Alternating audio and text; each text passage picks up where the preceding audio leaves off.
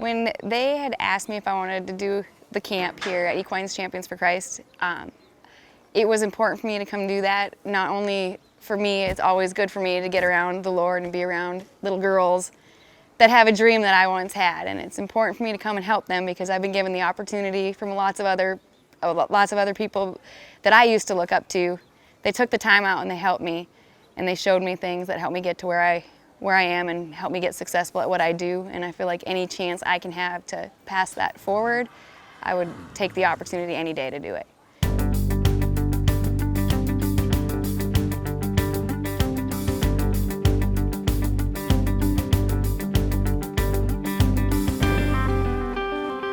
Did you win the saddle pad yourself? No?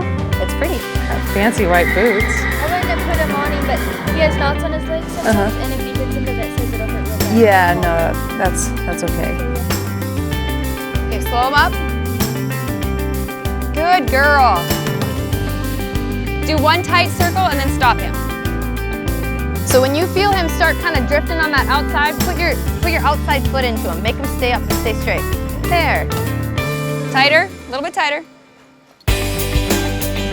Good job. I love seeing the girls when they come out here and they struggle with something, and then by the third day when they can fix it, and knowing that I can help them and have helped them even if they learned one thing from my camp. If they go home with one bit of knowledge and had a good time, it's huge for me. Pick it up, and she picks it up, okay?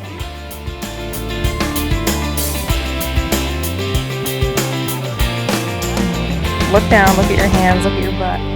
Like, okay, butt in the seat first, hands up second, thumbs up second, third, okay? But you're doing a good job. Yeah. Father, if there are young girls that came to this camp and they got some areas they're struggling with or some hurt, I pray that you'd love on them tonight. If mom and daddies came, and Father, maybe it's work, maybe it's finances, maybe it's their marriage, maybe it's their health, whatever it is, God, I pray that you would meet them right where they're at. And Father, we honor you for what you're about to do in this place. We thank you and we praise you in Jesus' name. If y'all agree, would you say amen?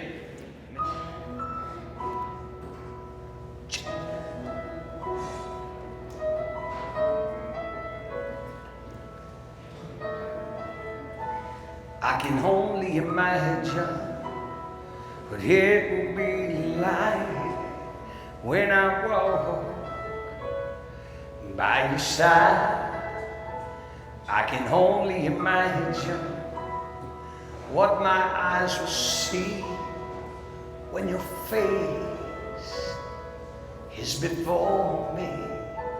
I can only imagine. Yeah.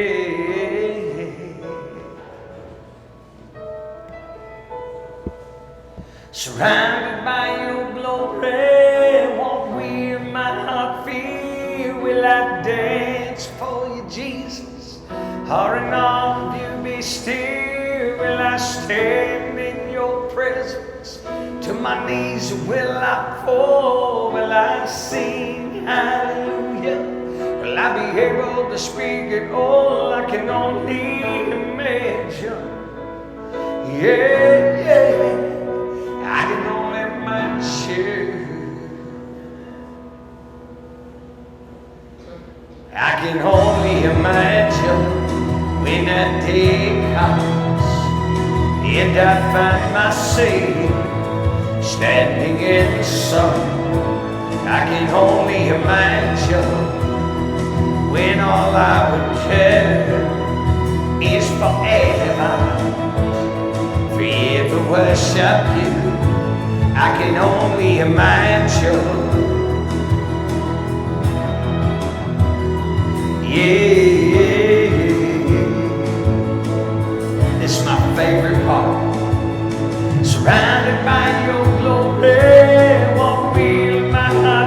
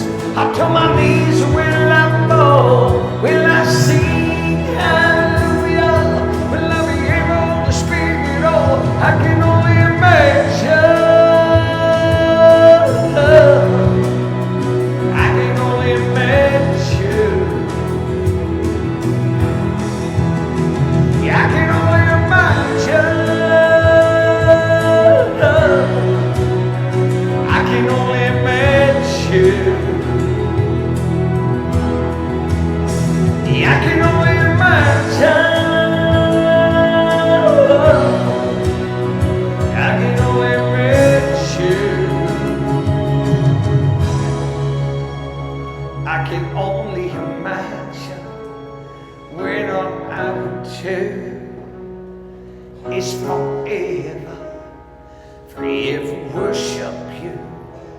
I can only imagine. Yeah. I can only imagine. Amen. Put your hands together one more time for Jesus. How many of you know if you plant something good, it'll grow something good? How many of you know you plant something bad, it'll grow something bad? Like how many of y'all ever stepped on a sticker before? Raise your hand. Okay, do y'all have goat heads in your part of the world or not? Y'all don't have goat heads? Okay, those of you who don't know what a goat head is, look at me. Let me tell you what a goat head is. It is the devil's big brother. Do you understand me? And when you step on it, it hurts. I'm talking about, But once you step on them, you'll carry them to another portion of your yard and it'll plant and it grows. And them things have vines and they grow like crazy. They're insane because whatever you plant, you're going to sow. So in this camp, we've heard a lot about commitment, and Miss Britany talked a lot about this mare that she bought for $800. How many of you would like to have a mare that you bought for $800 that took you to the NFR 2 years in a row? Would that not be cool? I promise, you know what I'd do? I'd dress like Fallon Taylor and run barrels if I could get there for $800. I'd be like, snap. I'm just kidding. Ain't no way I'm wearing that garb. I guarantee you. Just kidding.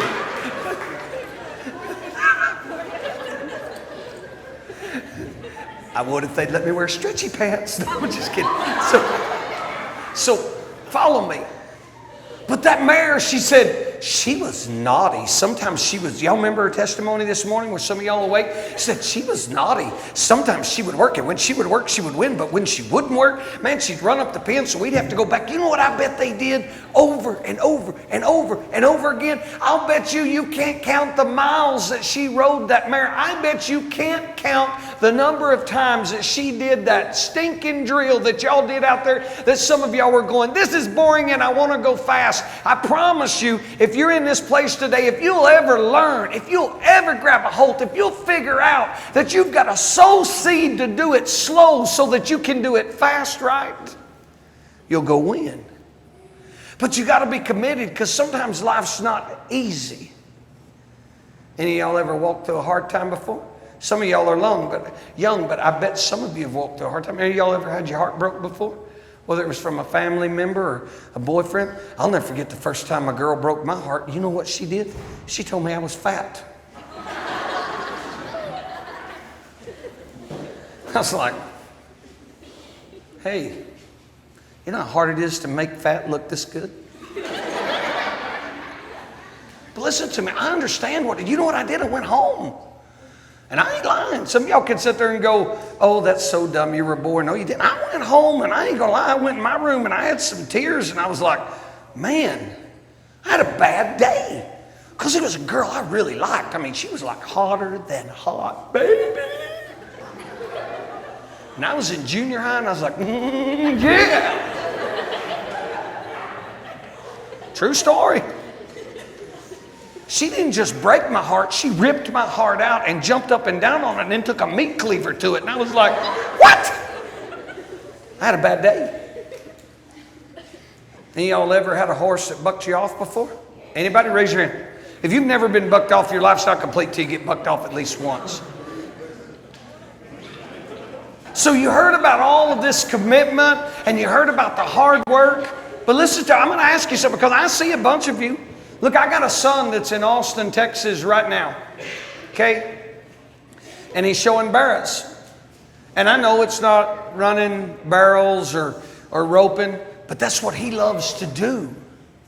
See, that's what he's passionate about. I mean, listen to me. That's what he's passionate about. I mean, he wants to show, like he can tell you all the boars, who's winning, who's doing what. He can tell you about what gilts brought what, and blah, blah, blah. He can tell you what breeder did this. And we have to go get him out of the barn at midnight and say, come to the house. Enough is enough. He's in there cleaning. He's in there washing. He's in there walking. He's doing everything he can because he's passionate about it. He loves it. He found something and he's going at it with all of his heart. And I bet you there's some of you Now, some of you may get home and the only time you ride your horse is right before you're going to come to a camp or before you're going to go to a barrel race. But I'll bet you that there's some of you in this place that you're so passionate about barrel racing. You're so passionate about your horses that every day you get up. Remember what Miss Britany said? She said, my horses eat before I do. That's somebody that has passion. That's someone that has drive. I know some of you are sitting there going, you forgot about Revelations. No, I didn't. I just never went to preaching school, so you're going to have to bear with me. We're going to do it my way. So anyway, there's some of you in this place that are so passionate about it,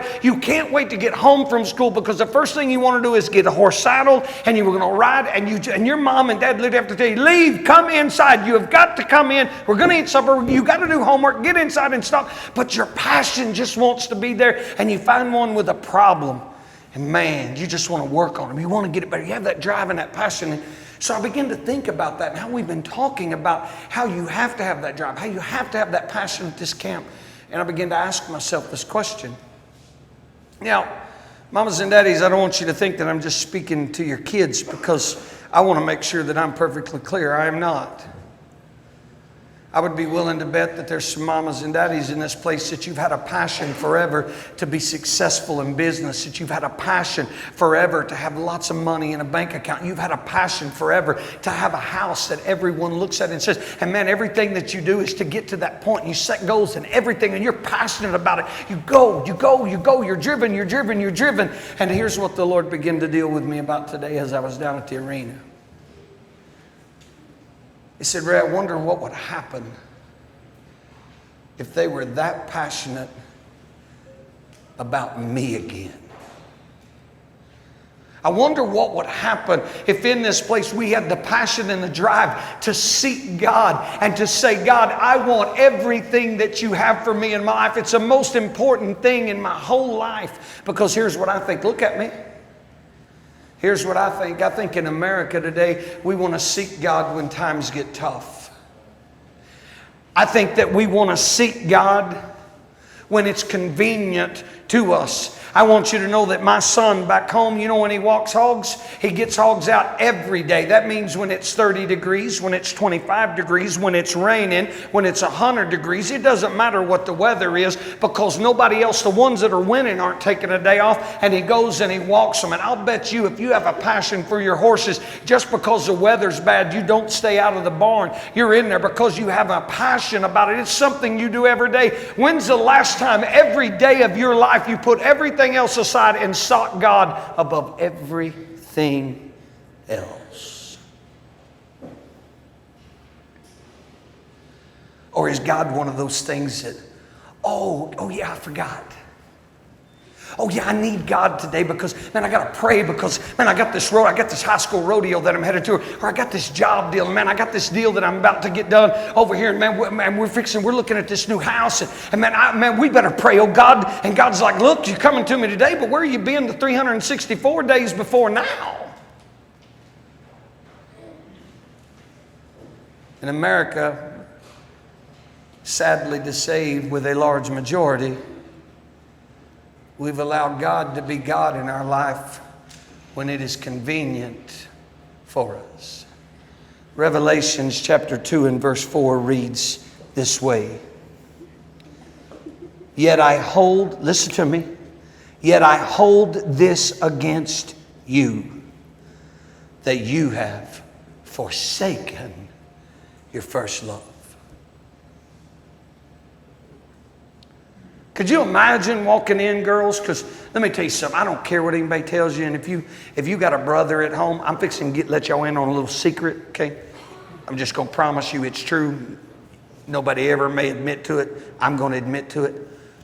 A girl is always different than a boy to a daddy. You hear me? You girls have persuasive power. You can have your daddy wrapped around your finger. Your daddy will probably have zero problem ever telling your brother no about anything.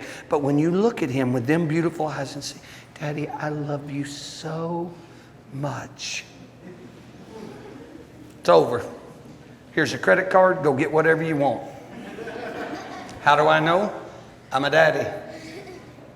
Can you imagine, though, for just a second, that you walk in from school one day and you used to be the apple of your daddy's eye, and everything about your life, your dad made you upfront and personal. I mean, everything in your life, your dad, he made you first. And you walk in one day, but all of a sudden now everything's more important for you. And you walk in and say, hey, Dad, can we talk? No, not right now, because, man, I'm busy. Don't you understand?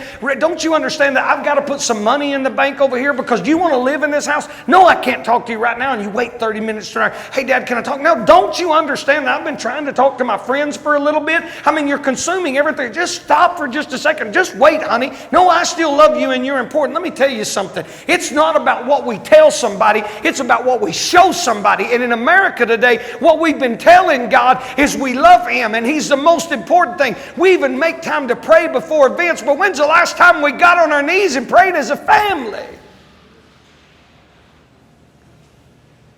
Daddies, we tell our kids, I want the best for you. Then why don't we get off our butts and take our families to church on Sunday ourselves instead of letting Mama do it? Oh, goodness, now, that's none of your business. It may not be, but I'm the one that gets the phone calls when families are falling apart. I'm the one that gets the phone calls when kids are off on dope and then mom and daddy are divorced, all because everything else was more important. And in America today, yet God holds this against us that we have forsaken our first love. We talk one way and we live another.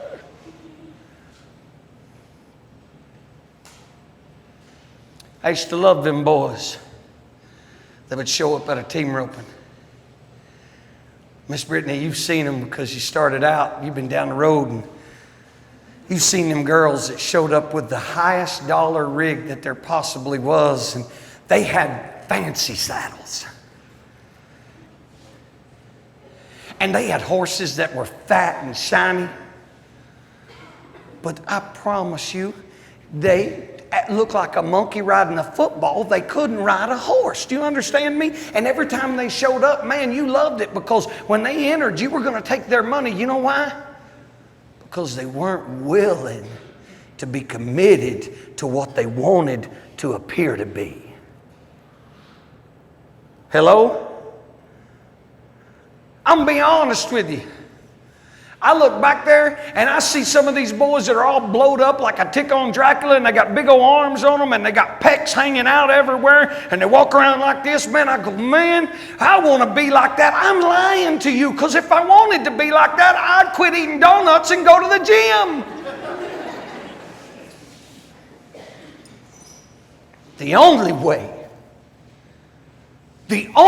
that I will ever change who I am or what I am, the only way I will ever change my destiny is if I'm willing to quit forsaking my first love and chase after what God has for me. And here's the cool thing. If we'll come back to God, if we'll seek God with all of our heart, with all of our mind, with all of our soul, God will give us all the desires of our heart. They're a byproduct of it.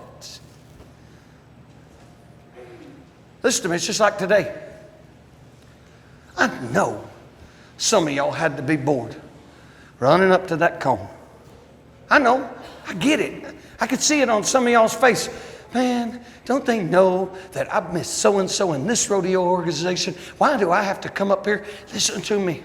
If you'll just come up there and if you'll just stop. If you'll make him find those places, if you'll make him find that, all of a sudden one day when you head to that rodeo and he comes around, it's going to be second nature for him. It will be a byproduct of what you've done. I thought it was pretty amazing when you said this morning that something changed in your house, Miss Britany. The first time I met your husband, I'm going to be honest with you, I don't follow bareback and saddle bronc. I didn't know who he was, but the first time I met him, when I looked into his eyes, I knew that there was something special about Isaac Diaz. And Isaac decided one day that he had had enough talking. And you know what happens? Listen to me. You right here. You and you mamas and daddies, if somebody else doesn't want to do it, you and you alone can change the very atmosphere in your home if you'll just take the courage to do it. And it'll take guts to do it, because it always takes guts to do the right thing when everybody else is wanting to do their thing. See, their thing isn't always the right thing. And I promise you, if you'll just go be you and who God called you to be, if you'll open God's Word, if you'll let God's Word have its rightful place within you, God will let all those things be added unto you. Mamas and daddies, wouldn't it be cool if when people walked into our house, wouldn't it be cool if they walked into our house, they said, man, there's something different about this house. I said, oh yeah. We haven't forsaken our first love. We've been chasing after God. Now we've been chasing after God with everything we have. And He's filled this house with everything that we need. God is crying out today that He doesn't want us any longer to talk one way and live another. Come back to our first love. Come back to what He gave us. Come back to the gift of God. Come back to the goodness of God. I mean, after all, is there anybody in here could argue what the goodness of God can do for us? I'm a daddy. I want you to know something. I want more than anything for my kids, more than anything in this world, more than them to have money. I want them to know the goodness of God. Because if they know the goodness of God, they'll always see a reflection in His eyes of who they're intended to be. Wonder about us daddies in this place, or mamas. Isn't it easy to get lost in the hustle and the bustle of everyday life? Some of you are probably looking at me and going, oh, what do you know about that? You just a preacher. Man, you ain't got one of them jobs. Can I tell you something? I woke up one day and you know what I found? I found out that I had been so busy with ministry that I had forsaken my first love and I'd quit seeking His face. It doesn't matter what it is. God doesn't want you to put anything above Him, and anything that we put above Him becomes an idol. And I promise you, God will always win when the battle is on between what we've made an idol and what He is.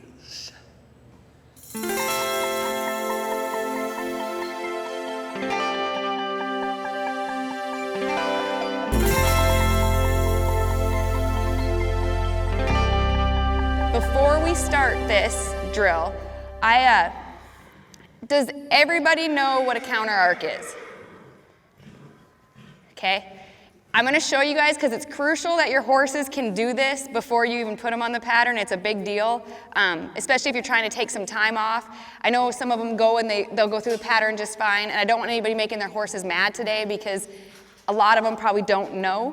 So if your horse doesn't know what it's doing and what you're asking it, it's just going to cause frustration, and you don't want frustration between you and your horse. I know yesterday we only worked on the actual pattern for just a tiny bit at the end of the day, and we'll get back to that again. But this is one of the drills, honestly, in my arena, majority of the time you will see 4 barrels set up just like this, a little bit bigger. So why I do that is because I can still work my first and second barrel just like the pattern regularly. And then if I want to make that my third barrel, I can move them up over there to that one being my third barrel. If I want to make them finish their second one, if they have a trouble kind of popping off the second one, I'll make them finish that one tight and go to that one there as my third barrel. I do a lot of work where I come into the center of my square and do a lot of lead change work. And some of this, you guys, is going to be a little bit more advanced. This here stuff, like I'll come to the center of the arena and I'll make my horse pick up her right lead and I'll go around that barrel. I'll bring her back here. I'm going to make her sit back with me. Then if I want her to, I'm going to make her pick up her left lead. I'm going to counter arc her, make her pick up her left lead, go to that barrel. I'll come back to the center and I almost make like a flower, okay? And I'll work my way around and I'll come back to the center just to keep them moving off my feet and listening to me. Go all the way up and around and come straight out of that barrel. Good job. There you go, okay? Now just ask her to stop and pet on her.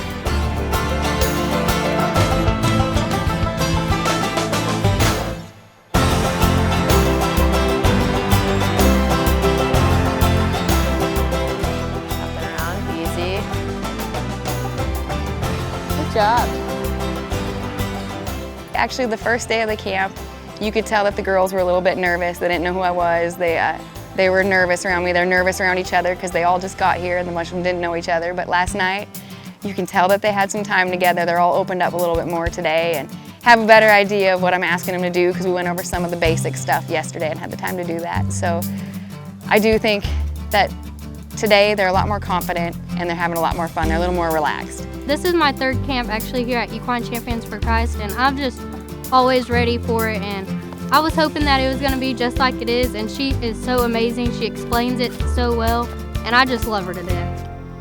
Well, I kind of didn't know because I'm not really talkative, and then I met my friend Kaylee, and so then I kind of knew everything, and she does a great job what she does.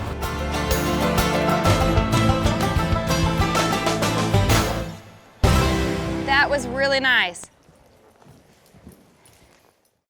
Each of us, if we're not careful, will find ourselves in ruts, doing the same things, same way, over and over. And we even get frustrated with ourselves in doing those things. So I want us to look at this story of blind Bartimaeus and see what we can possibly learn from him this morning that might help us to break out of the ruts that we are in our lives. And the first thing is in verse 47, where we have to assume responsibility for our own lives. You see, when he heard that it was Jesus, he began to cry out.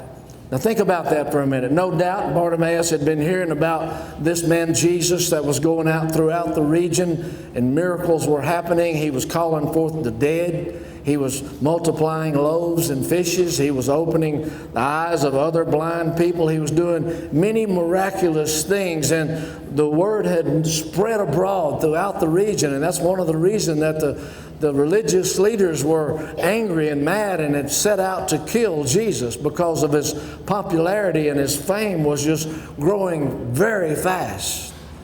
And so Bartimaeus, no doubt, had heard about this man Jesus and the things that were happening, and he assumed the responsibility for his own life. And then when he heard this big crowd going by, I can only imagine him saying, "Hey, what's going on over here?" They said, "Well, it's that guy Jesus that's passing by." And when he heard that, he began to cry out, "Jesus, thou Son of David, have mercy on me."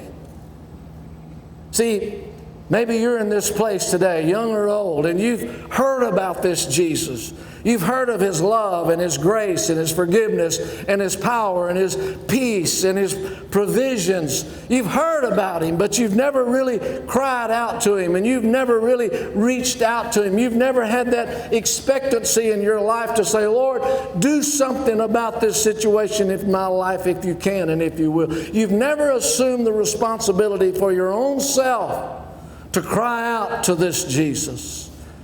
You know what? Only you can. I can't call out to Jesus. Oh, I can lift you up in prayer and those kinds of things, yes, and we should. But when it comes down to crying out to you, understand something right now very quickly.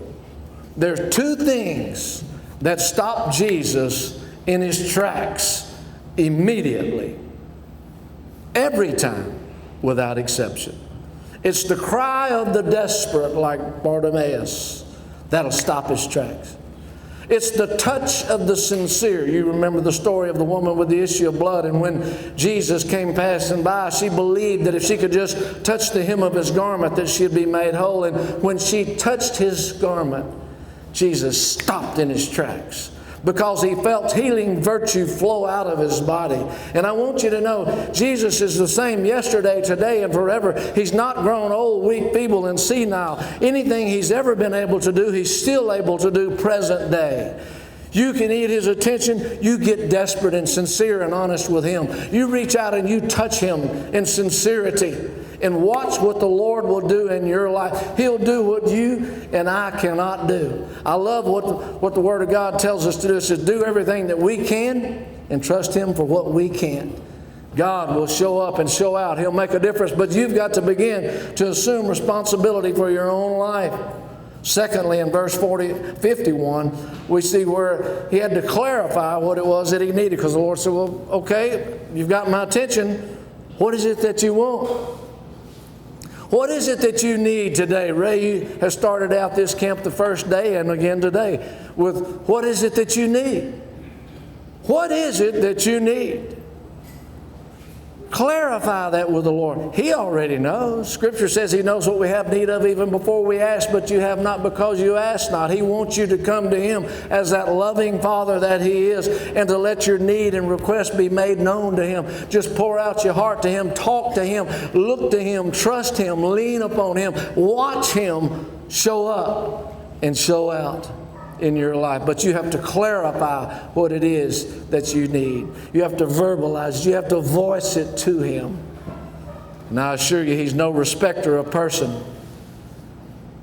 Thirdly, we see in verse 51 also, you have to believe that you can change, because when the Lord asked Him that, He says, that I might receive my sight. I want you to know that regardless of that thing that you need and what you're believing for, what you're trusting for, it's never going to be too big for God. The Word asks the question, it says, is there anything too hard or difficult for my Lord?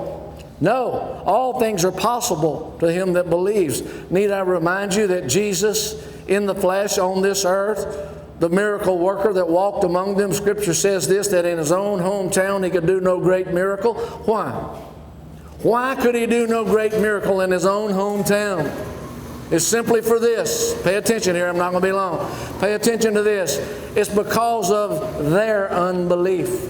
It was because of the people in that town, their lack of expectancy, because you see, they saw Him as just Joseph and Mary's son. They didn't recognize Him as the Messiah, the anointed one walking in their midst.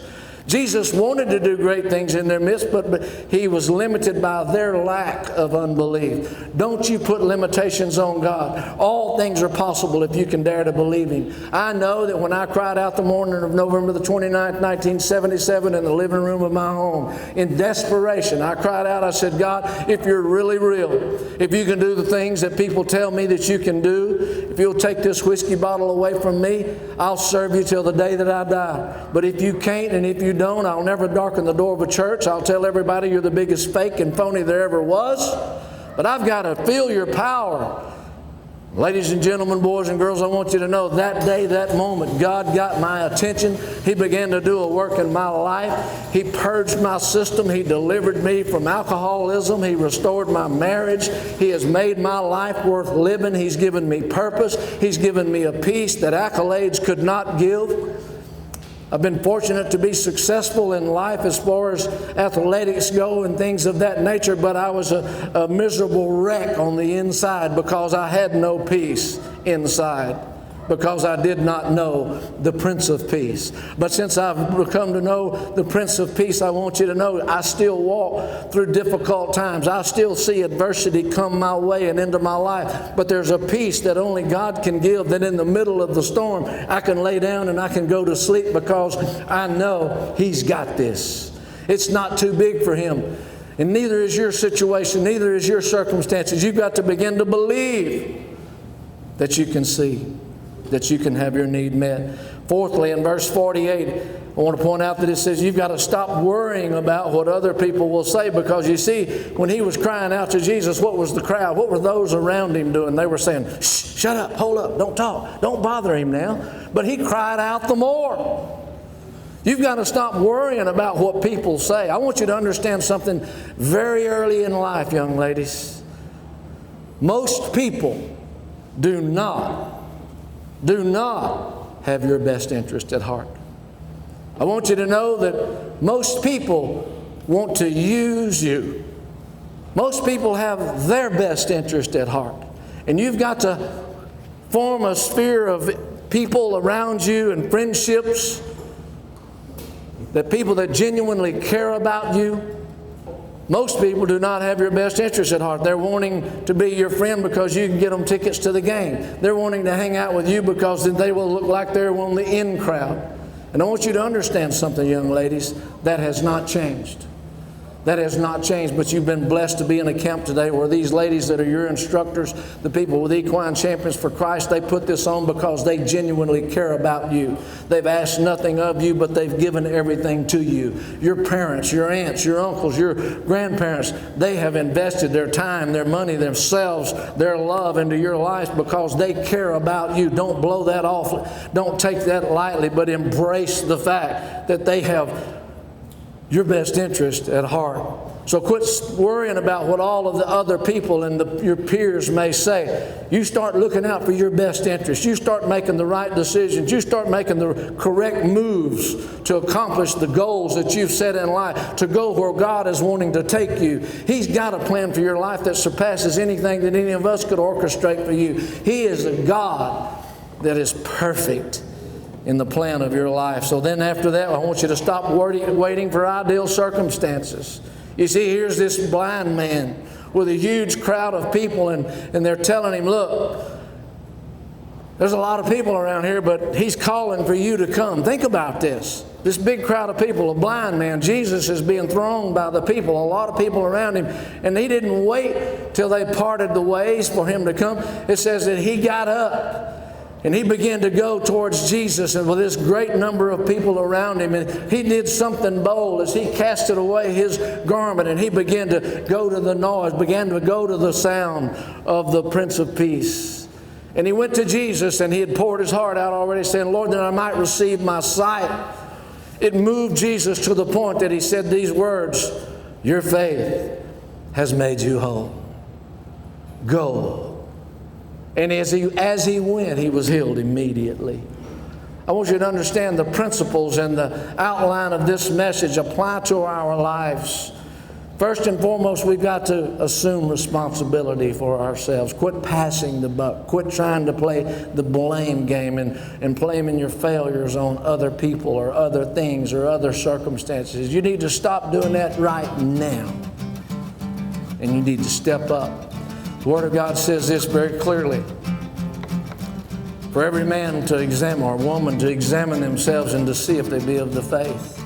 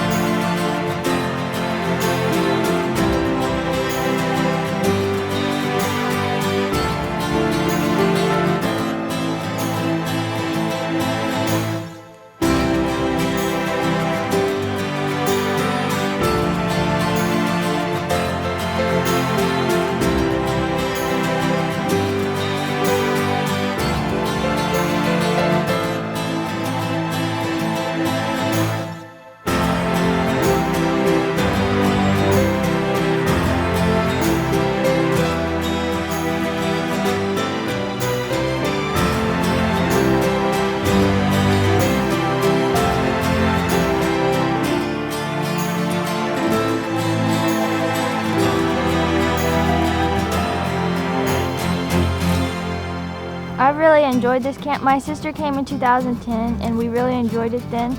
And there's lots of friends. Miss Britany's very well. I love y'all's sermons and the music and the good food. My experience here, it's my first year here, and so far I've loved everything about it. The meals, where we're staying, and the teaching, and just the great horsemanship.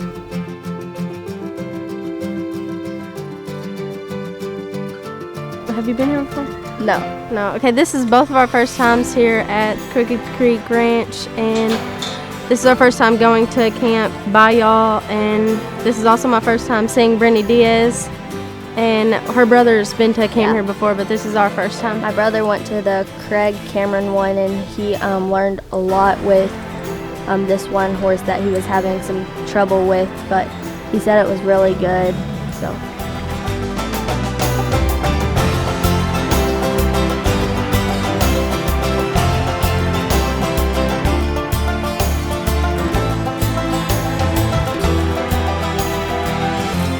I love listening to Ray's songs.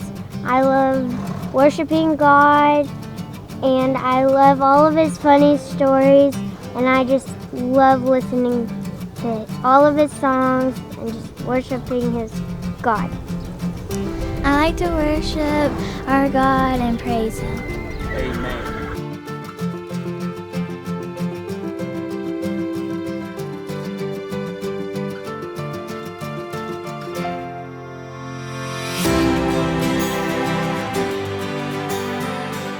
truly is a life-changing experience. This is all a bonus. You can come here and learn, but more life values and things that are more important than what's going on in the arena are taking place at this place. And it is, you can feel God here. It's so peaceful. I love it.